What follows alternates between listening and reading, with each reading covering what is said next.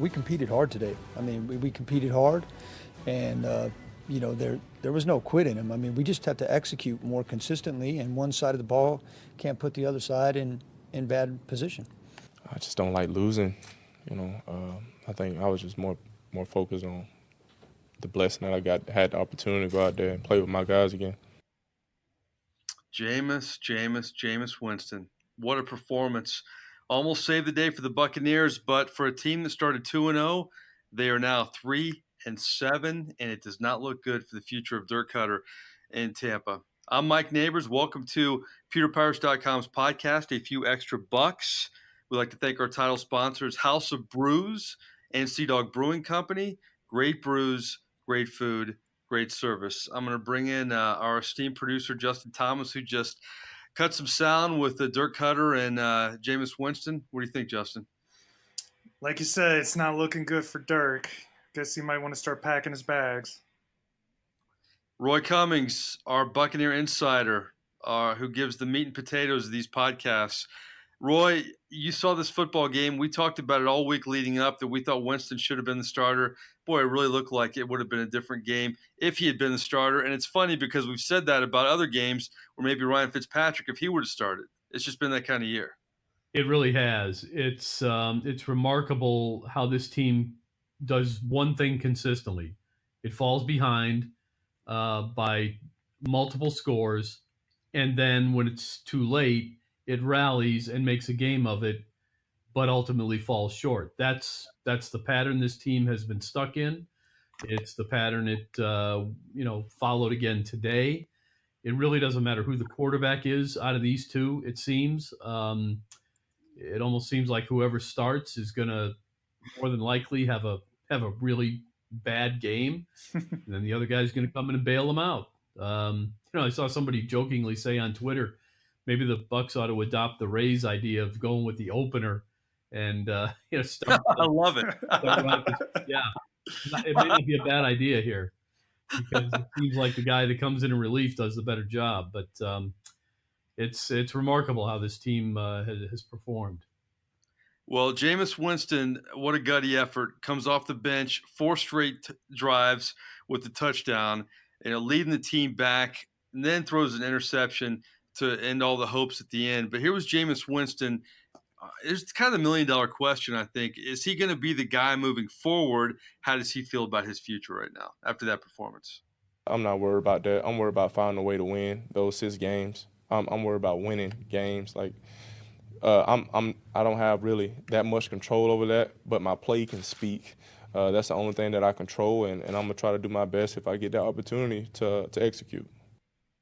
He won't say it, Roy. He's got to be the starter the rest of the way now. No question. Yeah, I don't think there's any question. I don't think there's any reason to go back to Ryan Fitzpatrick unless Jameis Winston is hurt.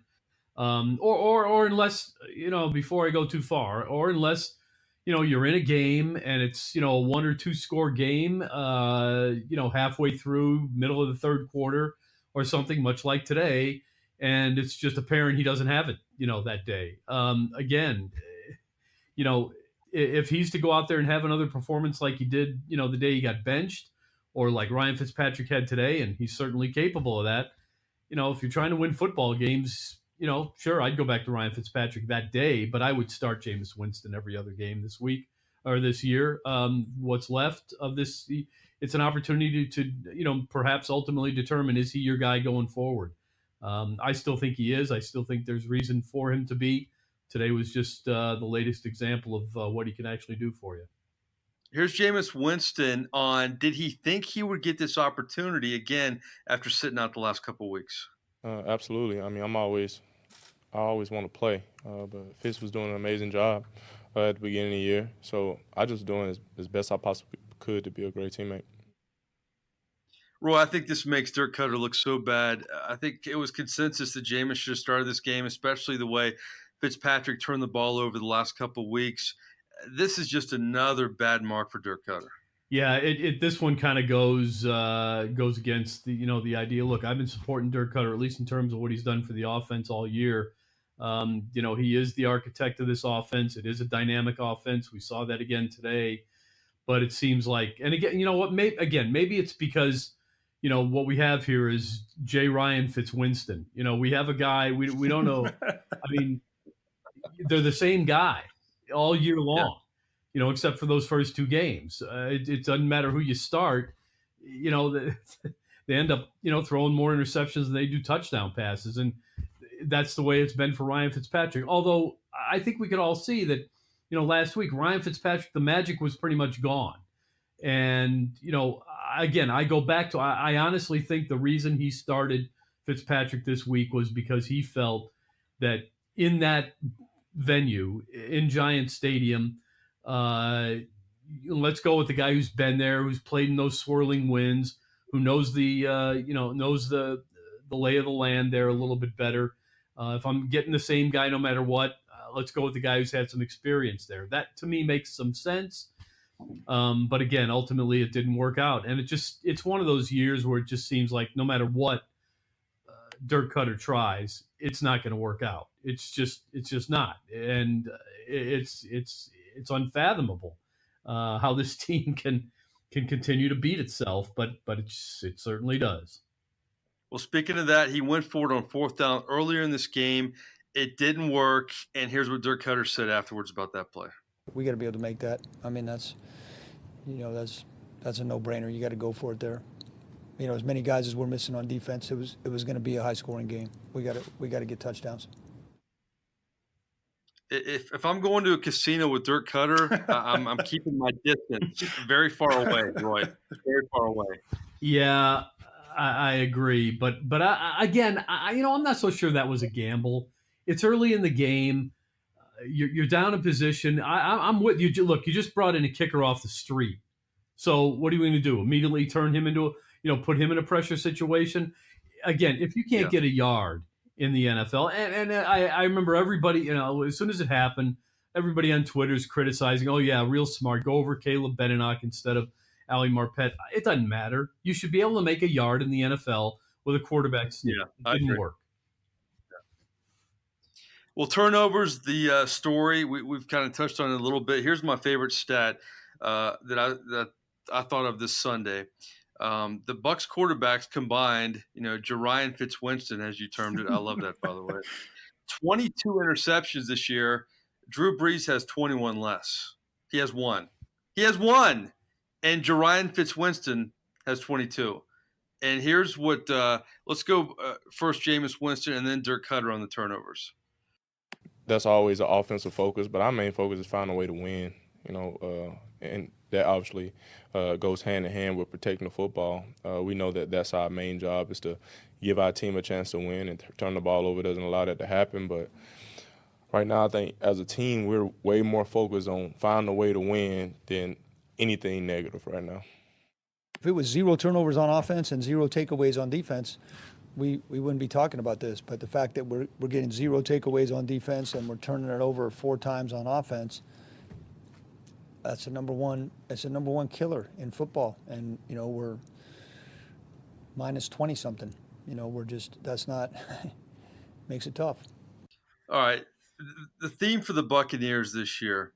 You could look at the defense, you could look at the kicking situation, but it's got to be turnovers, Roy. That's the headline, and that's been the as the Bucs turn all year. It's just amazing to me how every game since the 2-0 start's really been defined by that. Yeah, you're absolutely right. I mean, look at some of these numbers again. 510 yards of offense for the Buccaneers today. Third down efficiency, 6 of 9. Fourth down efficiency, 1 of 2. So on third and fourth down, 7 of 11. That's winning football right there. 510 yards. That's winning football. They held the Giants to 359 yards. Not exceptional, but winning. I believe 4 for 9 on third down for the Giants. That's not great. It's just it comes down to one simple thing with this team. The difference today was that, as usual, they turned it over, but the kicker didn't miss anything. So that's probably why it ended up being a 3-point game. But, the turnovers that the Buccaneers committed led to 10 points. The Giants got 10 full points off the Buccaneers' turnovers. One was a pick six and a field goal off another takeaway from Fitzpatrick or giveaway by Fitzpatrick. And so at the end of the day, they lose by 3 points. So once again, you could directly go right to those numbers and say that's the result. That's what caused the result. Other than that, even as beat up as they were on defense, the defensive effort was representable. All right, it wasn't great, but it wasn't god ugly poor either. It was okay. I'm not going to say it was a winning effort, but it was an effort that would have allowed them to stay in the game, especially in the second half. But again, the turnovers that's the end. And look, I'm sure some people will probably argue that, yeah, well, Jameis Winston turned it over on the last play. Look, that's a desperation throw, and that's going to happen. And Jameis Winston got away with a couple today, that didn't get picked off. But you know what? Sometimes the ball bounces funny, and the Bucs, I think they're due for a bounce going their way here and there. So the bottom line is the kid got in there and rallied this team again from multiple scores down, 4 straight scores. He led them to 4 straight scoring drives, and he won the job back. The problem, again, as bad as the quarterback play has been at times, the biggest issue is still turnovers and no ability to take the ball away and create other opportunities for your offense. If the defense could get 1 turnover a game, it would probably lead to a score, because that's how potent this offense can be when they're not giving it away to the other team. It's just bad football. It's just bad football all the way around, which is why, Bucs fans, when you log on to a Few Extra Bucs, we want to give you some good. It's the holiday season coming up. We want to give you some good. We're going to do that every podcast the rest of the year. And here's our good tonight. How about 2 words? How about Peyton Barber? How about 18 carries, 106 yards, averages almost 6 yards a carry and a score? Peyton Barber. How about it, Dirk Cutter? When Peyton's got his touches, his running style has showed up. He's yards after contact, pushing the pile. I think Peyton's just had a real solid season for the number of touches he's got. Gotta love seeing Peyton Barber make some noise in this game. Yeah, I did too. Really picked up kind of where he left off last week. I think he's finally got his rhythm back. In preseason he looked great, no doubt about that. And then the season started and he just didn't quite look the same. And, I think a lot of it had to do with the fact that he just wasn't given an opportunity. But now they're trying to make a little bit more of an emphasis on the run game. And I'll tell you what, he was matching Saquon Barkley today, carry for carry. And when you look at at the end of the day, Peyton Barber averaged 5.9 yards per carry, Saquon Barkley 5.3. So a really good game by that running back today for the Buccaneers. And he continues to show that they've got themselves a feature back type there in Peyton Barber. It's one reason they can put the ball on the ground a little bit more. And when I say put it on the ground, I mean run the ball and possibly avoid some of these throws that wind up in the other team's hands until these quarterbacks, can get out of this slump that they're in. No doubt about it. Well, we're going to give you good news in these podcasts. And before we go, Justin, we have to give them one more thing. Here we go.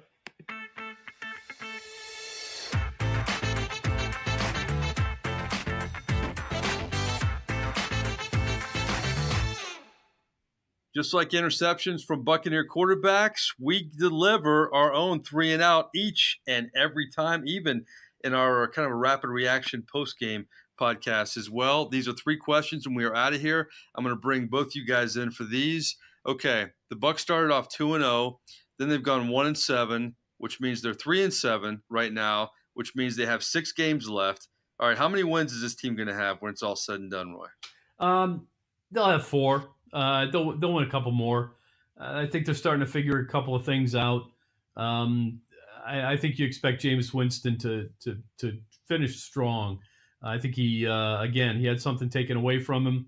I think he learns from it this time. I think he plays a little bit better down the stretch. I think the defense is starting to figure a couple of things out.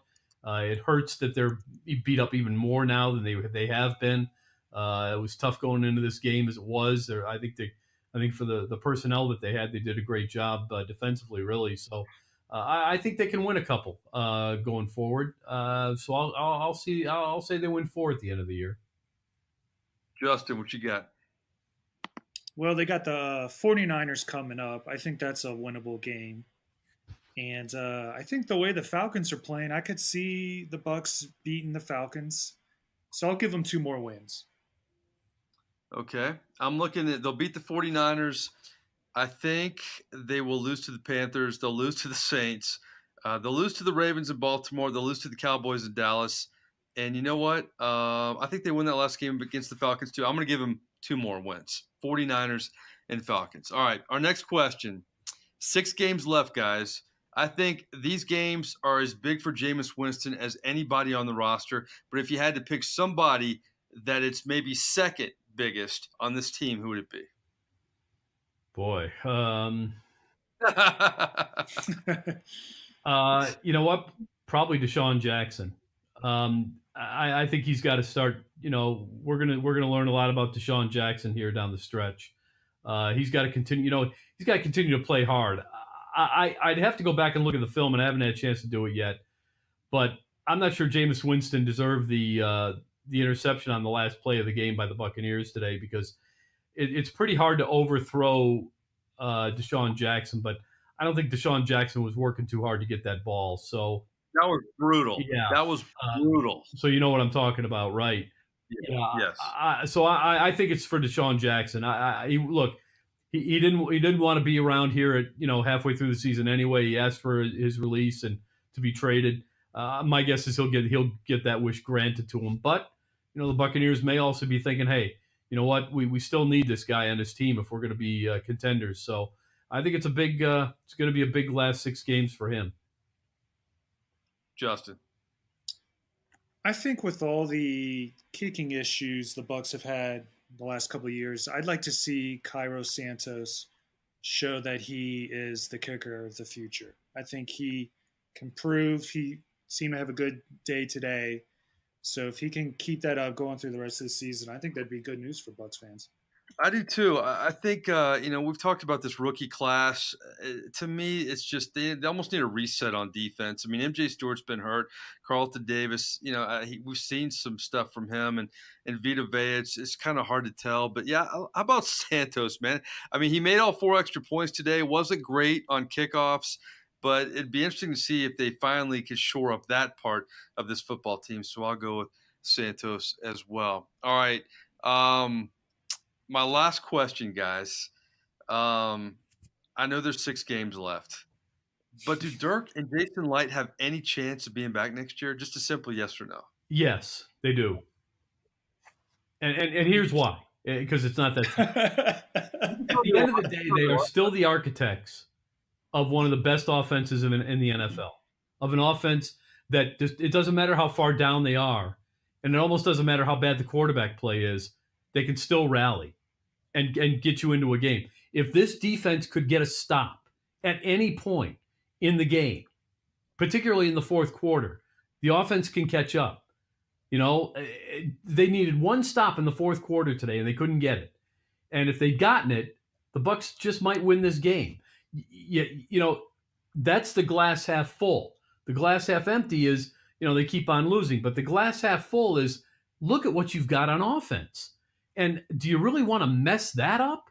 I mean, right now, what you need is you need someone to figure out what you can do with the talent you have on defense. And you know what? They may have discovered a couple of pieces this year in Carl Nassib, and JPP is playing well. You'd like to have him back.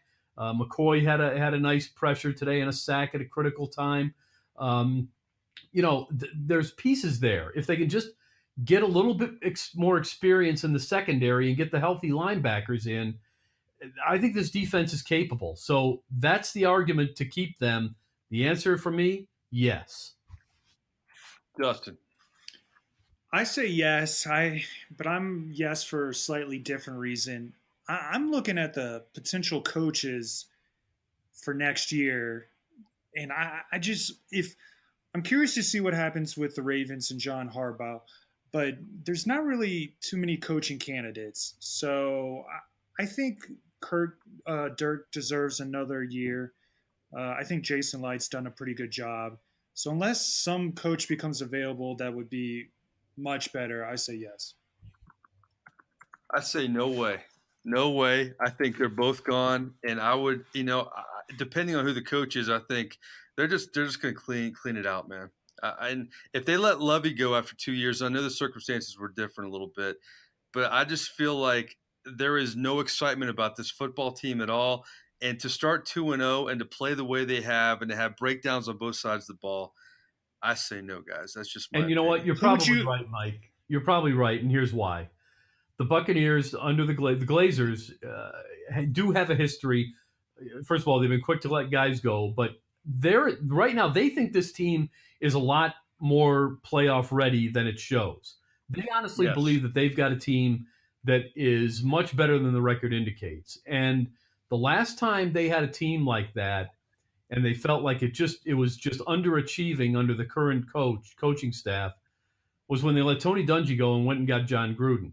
If they think they can find a finisher to come in and take the current group of talent, minus a couple of tweaks here and there, and finish this thing off and get them into the playoffs, they'll do it. I honestly think the Glazers are starting to believe that, look, the talent is there. Again, you see it on offense. I don't think the defense is playing anywhere near its capabilities. I really don't. So the John Harbaugh thing that Justin mentioned, I think, is legitimate. If John Harbaugh, a guy who's done it, who's been there, who knows how to, he's a professional head coach, as I like to refer to them. I think if he's available, I think they'll make a move. I think they will. I think they're looking for a guy much like Gruden, not a finisher, someone who can take this thing as it is and put it to the next level. That's what they needed when Tony Dungy was fired, and they went and got John Gruden, and it worked, albeit temporarily. And I think that's what they're thinking now. So I see your point, Mike. It's kind of me agreeing on both ends of this question, but I gave my reason why I think Dirk Cutter and Jason Licht can stay, but I can see your point, and that's why it would happen, in my opinion. They think this team is closer to being playoff ready than it is. They want a finisher as a head coach, someone who can elevate this team with the current personnel, and I think that's what they're going to end up doing. And don't get me wrong, I feel for Dirk Cutter in a lot of ways this year, but he's also proven to me in many ways he's a great offensive coordinator, not a great head coach. Let's bring in somebody who has been a good head coach, and it will be very interesting because I like your John Harbaugh talk. Who do they play in a couple weeks? In Baltimore? John Harbaugh. So we'll see how that goes with it. Looks like Lamar Jackson's playing better. That could be a whole different problem for the Bucs, and maybe that could keep Harbaugh in Baltimore. But good conversation, guys. Tough loss for the Bucs. Boy, I really feel for the fan base in Tampa Bay. It's been a long, long road, and they haven't won a playoff game since the Super Bowl. But beyond that, with that Redskins loss a week ago and this one, just frustrating times. Justin Thomas, great job pulling down the sound. Roy Cummings, thanks for carrying the podcast once again. I am merely Mike Nabors. I'd like to thank our title sponsors, House of Brews and Sea Dog Brewing Company. Again, I'm telling you, great brews, great food, great service. Until next time, this has been another rendition of A Few Extra Bucs here on pewterpirates.com. Subscribe today. It's free. We'll see you and talk to you next week.